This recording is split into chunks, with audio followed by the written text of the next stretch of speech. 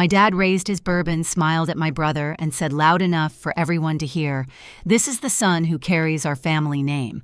Then his eyes slid to me, flat, cold. "And my daughter," he added. "She's a burden, always has been." People laughed. Glasses clinked. I felt something crack in my chest, but I didn't defend myself. I didn't stand up. I didn't leave.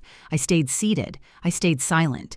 Because behind him, the TV suddenly went black, then flashed red. Breaking news. My father's hand started to shake. And that's the moment I realized this night wasn't going to end the way any of them expected. My name is Lucia Stone. I'm 33 years old and I work in national security. Not the kind of job you explain at family dinners. The kind you summarize with, "I help plan things most people never hear about." To anyone outside our family, the Stone name meant discipline, tradition, success. To anyone inside it, the rules were simpler. Leo shined. I stayed useful. We were gathered that night at my parents' house in a small Missouri city, the same one I grew up in. July heat pressed against the windows, thick and unmoving. The table was crowded with food that looked better than it tasted. My mom had arranged everything just right, like she always did, as if symmetry could keep the peace. Leo sat near my dad, relaxed, confident, telling stories that grew a little more impressive each time he told them. People leaned in when he spoke, laughed at the right moments, asked follow-up questions. He wore a crisp, button-down sleeves rolled just enough to look effortless. I sat closer to the end of the table, same place I'd always sat. My dad loved order, titles, appearances. He believed families were like organizations. Someone had to lead. Someone had to represent the name well. Leo fit that role perfectly. He worked in public relations, knew how to talk, how to smile, how to make people feel important. I was the opposite. Quiet, observant, the one who listened more than she spoke, the one who sent money home without being asked, covered payments, bills, little gaps no one else noticed. I told myself that was what family did. You carried weight without announcing it. My mom moved between the kitchen and the table, refilling drinks, avoiding eye contact when conversations drifted too close to me. She wasn't cruel. She was careful. Silence was how she survived. Growing up, I learned early what earned praise and what didn't. Leo's accomplishments went on the wall. Mine went into boxes. When I called home with good news, the calls were short. When Leo needed help, everyone rearranged their schedules. Still, that night, I let myself hope. Hope is stubborn like that. I thought maybe this dinner was just a dinner. Maybe my dad would keep it light. Maybe my name wouldn't come up at all, and that would be easier. I remember looking around the table, noticing how normal everything seemed. The hum of the air vent. The scrape of silverware, my dad clearing his throat, tapping his glass. That was the moment I knew he was about to speak. And I remember thinking, just get through this, then you can leave. I had no idea how wrong I was. My dad stood up slowly the way he always did when he wanted attention. He lifted his bourbon and waited. The room obeyed him on instinct. Forks paused. Conversations thinned out. Even the air felt like it leaned in. "I just want to say something," he began, voice steady, practiced. "Family matters. Legacy matters." He turned to Leo first, smiled. The proud kind of smile he saved for photographs. "To my son," he said, raising his glass higher. "The one who carries our name with confidence, who represents us well, who makes us proud." Applause came easily. Someone whistled. Leo nodded, modest, already used to this. Then my dad's gaze slid toward me. It wasn't angry. That would have been easier. It was dismissive, like he was scanning an item he'd already decided not to buy. "And my daughter," he said, clearing his throat. "Well, some people are meant to shine. Others are meant to carry weight." He paused just long enough for it to sting. "She's a burden. Always has been." A few laughs followed. Awkward ones, the kind people make when they don't know what else to do. I felt my pulse thud in my ears. My fingers curled under the table nails, pressing into my palm. I could have spoken. I could have corrected him. I could have reminded everyone of the years I sent money home, the nights I worked through weekends, the things I'd quietly handled, so no one else had to. I did none of that. I stayed still. I stayed silent. I watched my mother lower her eyes, focusing hard on a napkin that didn't need folding. I watched Leo take a sip of his drink, avoiding my direction completely. I watched relatives glance at me, then quickly away, as if eye contact might make them complicit. Something settled in my chest then. Heavy. Solid. Not pain exactly. Clarity. This wasn't a misunderstanding. It wasn't a bad joke. It wasn't something that could be fixed with a conversation later. This was how they saw me. Not as a daughter, not as a sister, as excess. My dad finished his toast and sat down. Plates shifted. Someone changed the subject. Life tried to move on, but I couldn't. I looked around that table and realized I had spent my entire life earning silence instead of respect, carrying responsibility like it was my role, my duty, my flaw. I took a slow breath and let it out through my nose. If this was the story they wanted to tell about me, fine. They just had no idea how close they were to hearing the rest of it.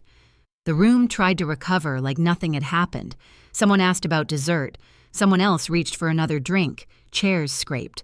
Laughter came back in pieces, thinner than before. I sat there nodding when I had to breathing slowly, counting seconds the way I'd learned to do under pressure. My dad was mid-sentence again, telling a story about Leo, of course, when the TV in the corner flickered. At first, no one noticed. It had been on all evening, muted cycling through weather and sports highlights. Just background noise. Just light on a wall. Then the screen went black for half a second and came back red. A banner slid across the bottom. Breaking news. My dad frowned, irritated, like the interruption itself was disrespectful. He half-turned in his chair. What's this now? The anchor's lips moved, still muted, but the tone was unmistakable. Urgent, formal. The kind of cadence that makes people stop chewing. Someone reached for the remote. Too late. As the volume came up, my mind drifted somewhere else entirely. Not to pride. Not to revenge. To memory. To the years I wired money home without questions. Payments. Bills. Repairs no one thanked me for. To late nights staring at my phone, wondering if I should call, knowing I'd only hear about Leo anyway. To the boxes in the attic, where my certificates and old uniforms were stacked like clutter taped shut, labeled in someone else's handwriting. I thought of how many times I'd stood exactly where I was now and told myself, just get through it. The anchor took a breath. I felt it before I heard it. A subtle shift in the room, the way bodies leaned, the way my dad's fingers tightened around his glass. Breaking news from Washington, the anchor said. The camera cut to an official-looking backdrop. A seal. A still image waiting to be named. My mother finally looked up. Her face had gone pale like she already sensed something slipping out of reach. I didn't move, didn't blink. The anchor glanced down at their notes, and that was when I understood something with absolute certainty. This wasn't luck. This wasn't timing. This was the moment everything they thought they knew about me was about to collapse. The anchor opened their mouth again and said my name. The anchor said my name slowly, clearly, like it belonged to someone else. Lucia Stone, 33. The room froze. My dad's bourbon glass tapped the edge of his plate, a small nervous click that traveled farther than it should have. His hand was shaking, not enough to spill, but enough to betray him. A red banner crawled across the screen. Breaking news, and yes, it was CNN, the same network my father loved when it made our family look respectable. The camera cut to an official-looking backdrop, then to a photo of me in a dark uniform. No smile, no staging, just my face the way it looks when I'm focused and tired. The anchor continued, breaking. Lucia Stone, 33, promoted to Brigadier General. No one breathed. Leo's color drained like someone unplugged him. His mouth opened, then closed, then opened again without sound. He stared at the TV, then at me, then back at the TV like the words might rearrange themselves into something that didn't threaten him. My mother pushed her chair back too fast. It screeched against the floor. She grabbed the table with both hands, eyes locked on the screen as if the wood could keep her upright. My father blinked hard, once, twice. Then he said, "That can't be right."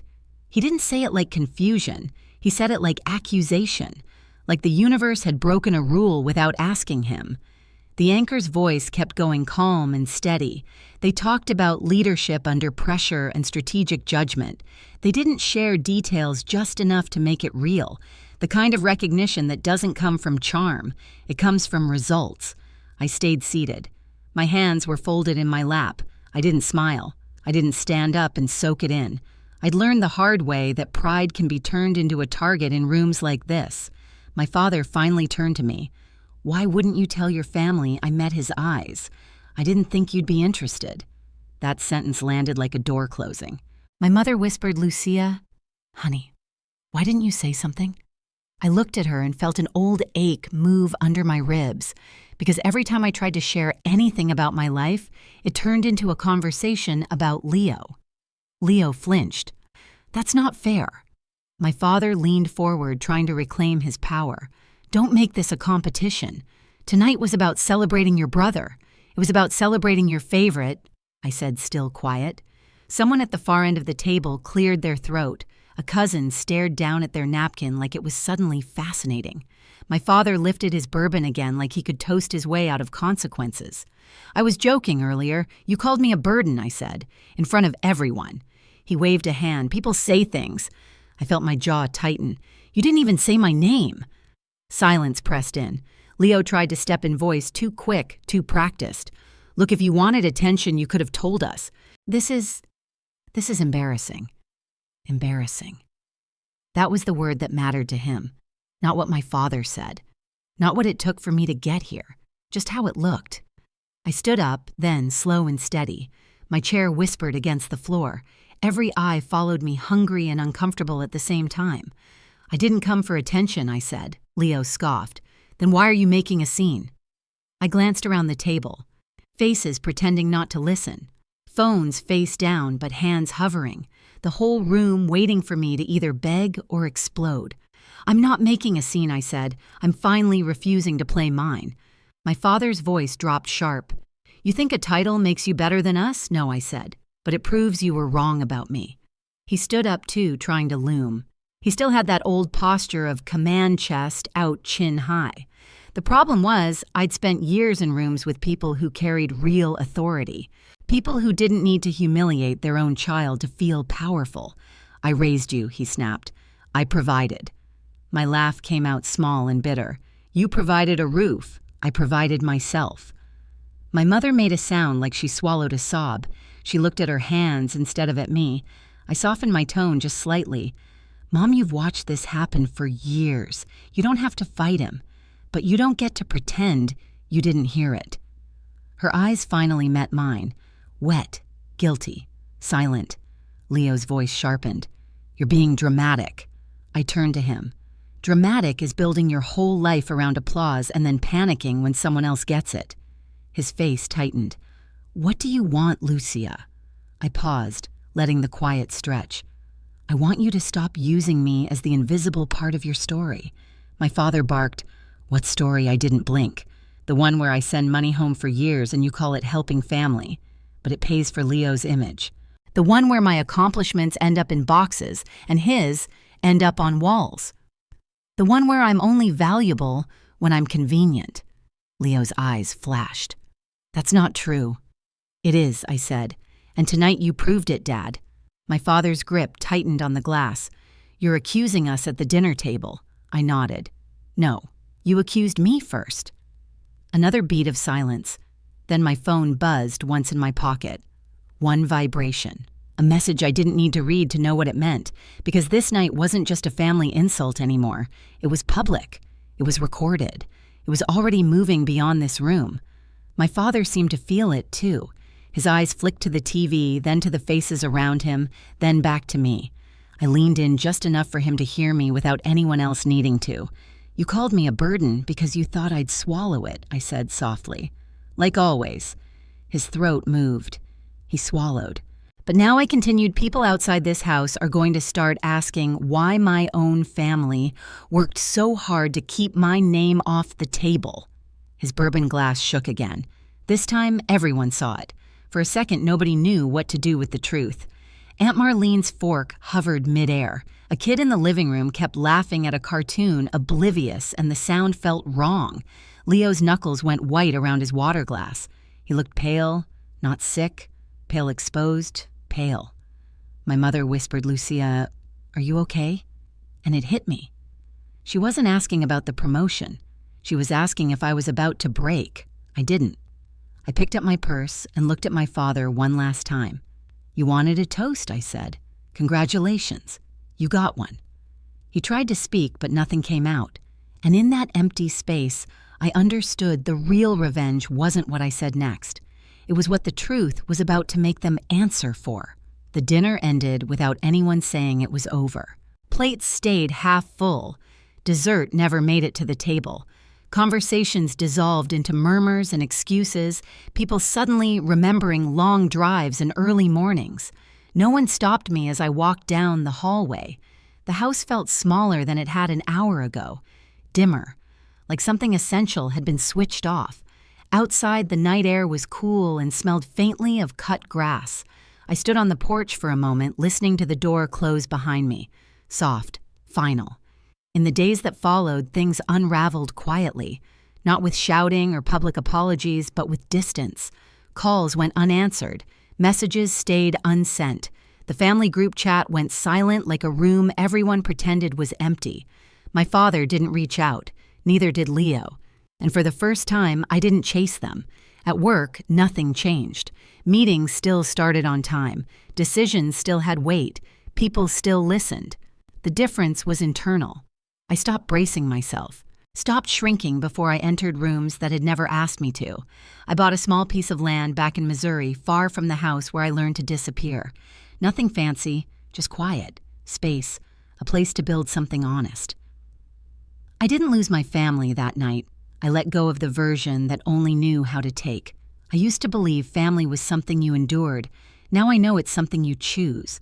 Walking away didn't make me colder. It made me clearer. If you've ever been silenced, minimized, or made to feel like a burden by the people who were supposed to love you, you're not weak and you're not alone.